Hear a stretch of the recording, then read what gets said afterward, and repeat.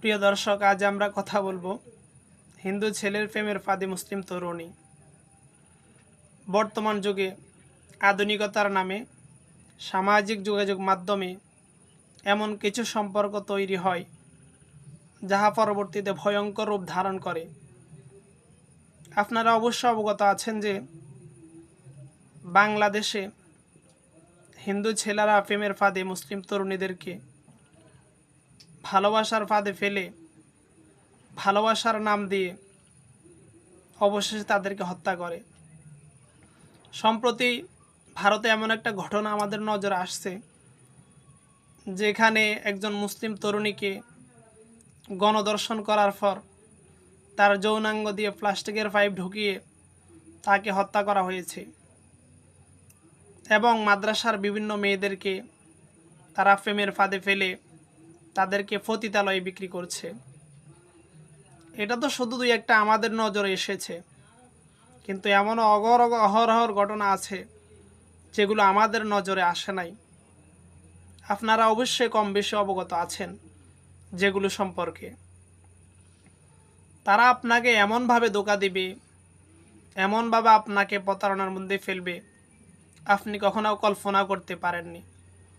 সর্বপ্রথম তারা আপনার সাথে বন্ধুত্বের সম্পর্ক তৈরি করবে, তারপর আস্তে আস্তে তারা আপনার সাথে ভালোবাসার সম্পর্ক তৈরি করবে।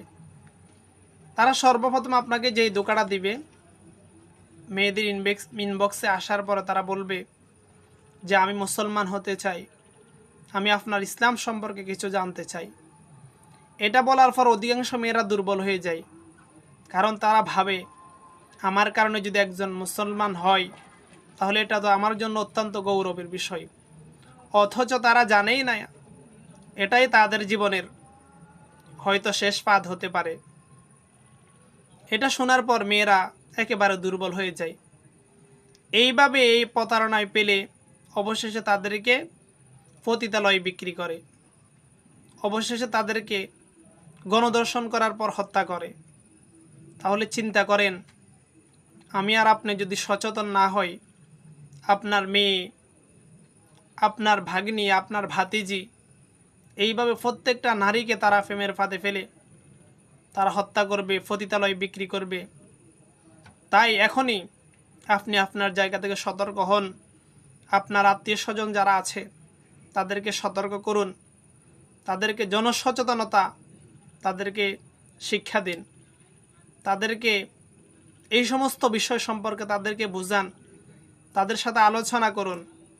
এখন আপনি আপনার মতো বসে আছেন, তারা তাদের মতো বসে আছে, তাহলে পরিস্থিতি কোন পর্যায়ে চলে যায় সেটা আপনি হয়তো ভাবতেও পারবেন না। তাই এখনই আমরা আমাদের জায়গা থেকে সর্বোচ্চ সতর্কতা অবলম্বন করি। আল্লাহ তাআলা আমাদেরকে এই সমস্ত ফাঁদ থেকে হেফাজত করুক। আমিন।